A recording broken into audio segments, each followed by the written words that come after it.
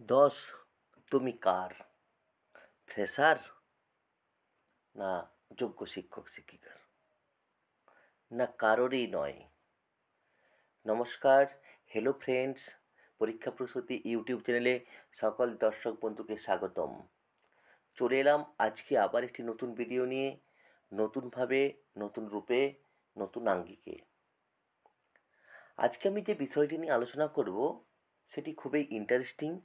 মূলত তিনটি বিষয় নিয়ে আজকে আমার এই ভিডিওটি। এই তিনটি বিষয়ের কথা আমি অবশ্যই আলোচনায় আসব। তবে এই আলোচনায় আসার আগে সকল দর্শক বন্ধুকে বলবো, যারা নতুন আমার এই ইউটিউব চ্যানেলে ভিডিও দেখছেন, তাদের কাছে আমার অনুরোধ, তারা যেন চ্যানেলটিকে সাবস্ক্রাইব করেন এবং বেল আইকনটি প্রেস করে দেন, এবং অবশ্যই একটা লাইক এবং কমেন্টস দরকার। আর যারা আমার ভিডিও আগের থেকে দেখেন তাদের কাছে তো বলার কিছু নেই, তারা যেন আমাকে একটা লাইক, একটা শেয়ার করেন ভিডিওটিতে, তাহলে নতুন করে ভিডিও করার অনুপ্রেরণা পাবো। তবে আজকে যে বিষয়টি নিয়ে আলোচনা করব, সেই বিষয়টির যে প্রথম যে ফোকাস সেটি হলো 10 নম্বর। সেই যে প্রথমেই আমি বললাম যে 10 তুমি কার? এই 10 কার? এই 10 কে পাবে আগামীকালেই সম্ভবত ঠিক হয়ে যাবে। আগামীকাল নয়, মানে আজকেই সম্ভবত ঠিক হয়ে যাবে। তার কারণ কলকাতা হাইকোর্টের সিঙ্গেল বেঞ্চে আজকে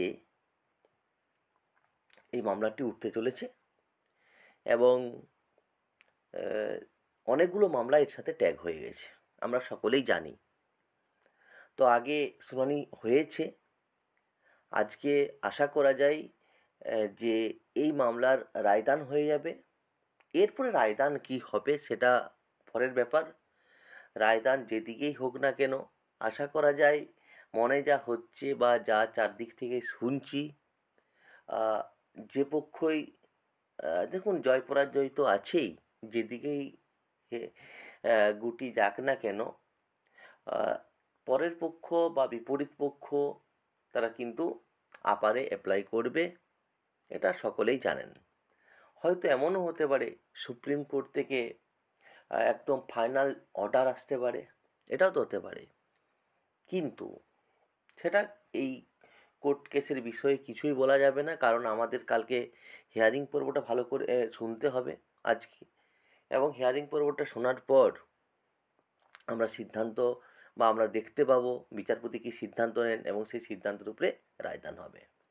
তবে এটুকুন আমি বলতে পারি যে যেটা হবে সেটা কিন্তু পরবর্তী সময়ে যে চ্যালেঞ্জ হবে এটা কিন্তু শোনাই যাচ্ছে। তবে এই আগের ভিডিওতে আমি একটা কথা বলেছি যে এই 10 নম্বরটা কোনো ফ্যাক্টর নয় যদি কমিশন মনে করেন, কারণ সিটটা যদি ইনক্রিজ করে, বৃদ্ধি করে, তাহলে কিন্তু ফ্রেশার এবং যোগ্য শিক্ষক শিক্ষিকা যারা আছেন তাদের সকলেরই সুবিধা। তাই কমিশনের এই দীর্ঘদিনের যে পরীক্ষা হয়নি, সকলেই বঞ্চিত হয়েছেন, তাই কমিশনেরও উচিত সিটটা বৃদ্ধি করে সকলের সুরাহা করা। এখন দেখা যাক কী হয়। কিছুক্ষণ পরেই হয়তো বিচার পর্ব শুরু হবে, যদি সব ঠিকঠাক থাকে। এবং আজকে দ্বিতীয় যে প্রশ্ন বা দ্বিতীয় যে আমার যে নথিবদ্ধ আছে সেটি হলো 15 নভেম্বর যে নবম দশম শ্রেণীর রেজাল্ট সেটা বেরোতে যাচ্ছে। এটা একটা সম্ভাব্য ডেট পাওয়া গেছে, কিন্তু এটাই যে হবে সেটা কিন্তু হলফ করে গ্যারেন্টি সহকারে বলার ক্ষমতা আমার নেই। তবু আমি বলতে পারি যে 15 নভেম্বরের মধ্যে বেরোনোর একটা সম্ভাবনা জোর দেখা দিয়েছে। তার কারণ দুটো। ধরুন সব কিছু কালকের মধ্যে সমাধান, মানে 12 তারিখের মধ্যে সব কিছু সমাধান হয়ে গেল আজকের মধ্যে, তাহলে কি হবে? 13 বা 14 তারিখে কমিশন একাদশ দ্বাদশ শ্রেণীর প্রথম পর্যায়ের যে ভেরিফিকেশনের লিস্ট সেটা প্রকাশ করে দেবে, এবং এই ভেরিফিকেশনের লিস্ট প্রকাশ করার পরেই সম্ভবত যে নোটিশ অনুযায়ী 17/11/2025 থেকে তারা কিন্তু ভেরিফিকেশনের পর্যায় শুরু করবে।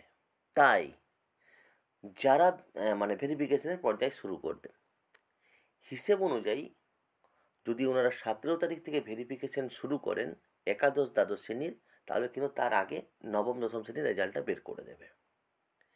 ইতিমধ্যে রেজাল্ট নিয়ে বিভিন্ন ধরনের সমস্যা দেখা গিয়েছিল, কিন্তু তার কিছু কিছু সমাধানও সম্ভবত হয়ে গেছে। আশা করি যেগুলো সমস্যা আছে সেগুলো কিন্তু সমাধান হয়ে যাবে। তবে যাদের নম্বর কমে গেছে, আমি তাদেরকে ব্যক্তিগতভাবে রিকোয়েস্ট, অনুরোধ যাই বলেন না কেন করছি, তারা অবশ্যই কমিশনে যান, নিজের ওএমআর যে কার্বন কপি আছে সেই কার্বন কপি সহ নিয়ে যান। আপনার যা ডকুমেন্টস আছে সেই ডকুমেন্টস সব নিয়ে যান, বিশেষ করে কার্বন কপি অবশ্যই নিয়ে যাবেন, আধার কার্ড অবশ্যই নিয়ে যাবেন, এগুলো নিয়ে যাবেন। অ্যাপ্লিকেশন লেখার জন্য কাগজ নিয়ে যাবেন।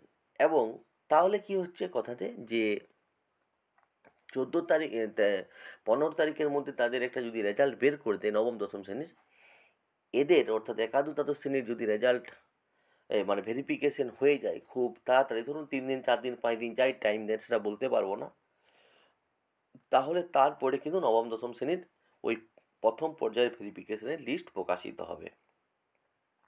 ঠিক আছে, তারপরে এনাদের ভাইবা শুরু হবে। মানে প্রথম প্রথম পর্যায়ের মানে একাদশ দ্বাদশ শ্রেণীর যারা শিক্ষক শিক্ষিকা বা ফ্রেশার যাই হোক না কেন, তাদের ভাইবা প্রসেস শুরু হবে। আর এদের কি হবে, ভেরিফিকেশান শুরু হবে। দুটো পর্যায় কিন্তু সমান্তরালভাবে চলবে বলে আমার বিশ্বাস, এবং আমি শুনেওছি অনেক জায়গাতে। কমিশনও কিন্তু সেটা বলেছেন, 7 দিনের যেহেতু গ্যাপ দিয়েছেন সেই অনুযায়ী কিন্তু কাজটা সম্পন্ন হবে।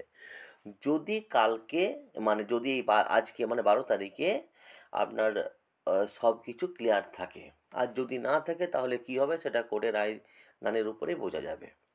গেল এই প্রসঙ্গটা। 3 নম্বর প্রশ্ন হচ্ছে, ভেরিফিকেশনের কাগজপত্র কিন্তু রেডি রাখুন বা তৈরি রাখুন। ভেরিফিকেশনের কাগজপত্র আপনারা যারা কাট অফের জায়গাতে আছেন, মনে করছেন, এখনও তো কিছুই বোঝা যায়নি, তবে যারা মনে করছেন তারা কিন্তু কাগজপত্র সব রেডি করে রাখুন। আশা করছি আপনারা 14 তারিখ বা 13 তারিখ বা 15 তারিখ যাই হোক না কেন আপনারা একটা নির্দিষ্ট খবর পাবেন। তবে তবে আরও একটা কথা বুঝি, তবে এই পুরো প্রসেস বা প্রক্রিয়া কিন্তু 12 তারিখ মানে আজকের যে অর্ডার কপি বা জাজমেন্ট সেটার উপর নির্ভর করছে। কারণ এটা যাই হোক না কেন সেটা কিন্তু চ্যালেঞ্জ হওয়ার সম্ভাবনা থাকলেও থাকতে পারে। তবে এখন দেখা যাক, পুরোটাই হচ্ছে কমিশন, পুরোটাই হচ্ছে আপনার যারা মামলা করেছে তাদের উপর ব্যাপার। তবে সকলে ভালো থাকুন। তিনটে খবর আমার কাছে এসেছিলো, আমি আপনাদের সামনে শেয়ার করে দিলাম। তবে এই 10 নম্বর আরও বলছি, এই 10 নম্বর কোনো সমস্যা নয়। যদি সকলে সম্মিলিতভাবে এগিয়ে আসেন, কমিশন যদি প্রত্যেকের স্বার্থ দেখতে চায়, যারা যোগ্য শিক্ষক শিক্ষিকা আছেন, যারা ফ্রেশার আছেন, তাদের সকলে যদি স্বার্থ দেখতে চায়, তাহলে কিন্তু সিট ইনক্রিজ করে দিলে, সিট বৃদ্ধি করে দিলে এই 10 নম্বর কিন্তু 1 মিনিটে 1 সেকেন্ডে হাওয়া হয়ে যাবে। তাই সকলে কমিশনের কাছে একটাই দাবি তুলুন, কমিশন যেন সিট ইনক্রিজ করে, সিট বৃদ্ধি করেন। কারণ যে পরিমাণ ভ্যাকেন্সি এখনও পর্যন্ত পশ্চিমবঙ্গের স্কুলে স্তরে স্তরে সাজানো আছে, তাতে যা ভ্যাকেন্সি বেরিয়েছে সেটা বিন্দুমাত্র পূরণ হবে না। প্রচুর পরিমাণে ভ্যাকেন্সি আছে, সেই ভ্যাকেন্সিটাকে কিছুটা হলেও নিয়ে আসুন, সকলেরই সুবিধা হবে।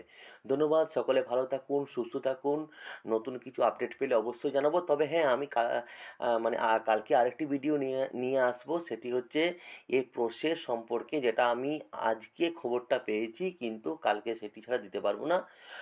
তবে সেই খবর জানার জন্য অবশ্যই চ্যানেলটিকে সাবস্ক্রাইব করতে হবে, একটি লাইক দিতে হবে, একটি কমেন্টস করতে হবে, এবং অবশ্যই শেয়ার করতে হবে বন্ধুদের সামনে। ধন্যবাদ, ভালো থাকুন, সুস্থ থাকুন, এবং অবশ্যই এই আজকে রায়দানের উপরে চোখ রাখুন।